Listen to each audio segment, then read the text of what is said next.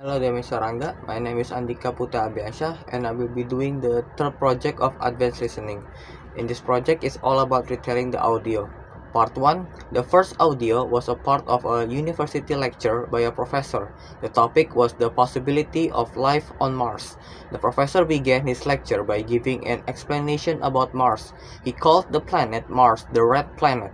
Mars has been a topic of speculation for more than 100 years, and an Italian astronomer by the name of Giovanni Schiaparelli drew the first reasonable realistic map of Mars, and he gave a system of canali across its surface.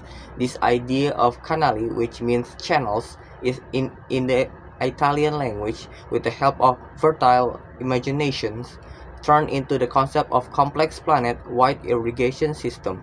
The professor then added more to the topic by saying that most astronomers did not believe in this idea, as they thought that it was impossible to live there, as humans would not withstand the temperatures on Mars. But in 1960, NASA Mariner mission sent back image of something very different of a cratered moon like Mars. This new image gave new information about Mars. The atmosphere turned out to be almost pure CO2, and its density was only a bit different than Earth's. Mars became more interesting. It had become blooming plant life, giant volcanoes, a vast maze of canyons, and flowing water. The professor said that despite all of this, scientists still continue to observe Mars and look under the Martian rocks. Next, the professor mentioned the Viking mission in 1976 and three biological experiments. The first was the labeled release experiment, the second was the pyrolytic release experiment, and the third was the gas exchange experiment. These experiments were launched to detect life forms on Mars, but none of them were successful. But from these experiments, scientists are considering the possibility that Mars once had life, that it went extinct when the condition there got worse. The last topic from the professor was about a meteorite called ALH 84001, which was discovered in Antarctica in 1984 and was believed by scientists that it came from Mars based on its age and composition. This meteorite carried three pieces of evidence for life on Mars. It carried polylytic aromatic hydrocarbons. It had tiny carbonate globules that resembled minerals alteration on Earth, and very tiny nanometers of voids. These were strong evidence for the existence of life in Mars space. Part 2, the second audio, was a part of a university lecture by a drama professor. The topic was the general idea of the nature of the Noh theater of Japan. The professor explained that Noh was a difficult art to categorize. It had unique song and dances.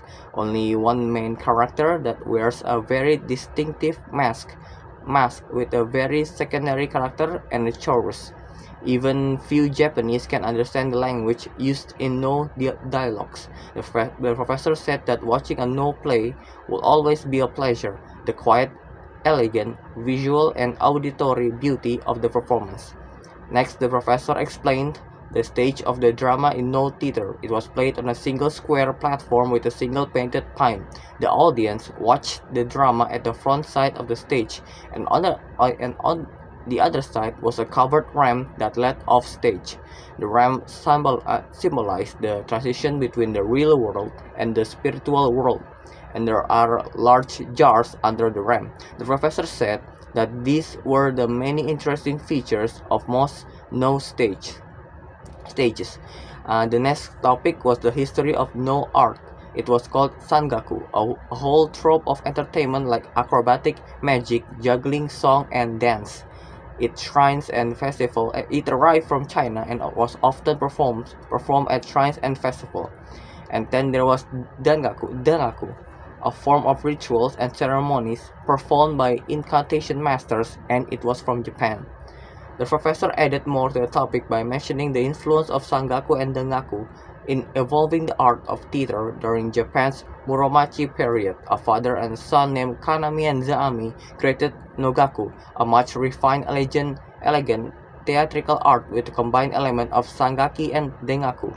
This was a great period of creativity and imaginative growth in No, said the professor. The works of Zaami caught the eyes of the shogun Ashikaga Yoshimitsu, and the shogun gave him his support. From this, No theater became super famous, and even the great Oda Nobunaga himself become a No enthusiast.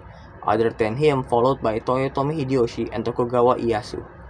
The last topic by the professor was Mugen no, a fantasy no in which the main character is supernatural, something like a demon, a god, or a ghost. The most popular Mugen is Lady Aoi, a story from the 11th century novel, The Tale of Genji. Lady Aoi was famous because of its intriguing story, highly stylized interrogation of dance, song, poetry, and percussion. On the other than that, the spoken words are elongated in a complex structured chant. The audio ended with the professor commenting that no is difficult to understand, but it is worth the effort to try to appreciate this unique dramatic art. And the last part, the third audio, was a part of a university lecture by a professor in the College of Fine Arts. The topic was discussing perspective in art, especially in a way that artists represent three-dimensional objects on the two dimensions of their canvas. The professor then explained the two basic sort of visual perspective. The first one was aerial perspective. Aerial perspective is the way that the atmosphere affects how we see things, especially distant things. For example, it could make a mountain in the distance appear to be a different color. The second one was a linear perspective. Linear perspective is the way that things seem to get smaller the further away they get, until they vanish in a point on the horizon, and this point is called the vanishing point. Next, the professor explained about the vanishing point. Sometimes an object might have more than one vanishing point. A vanishing point could change based on our perspective.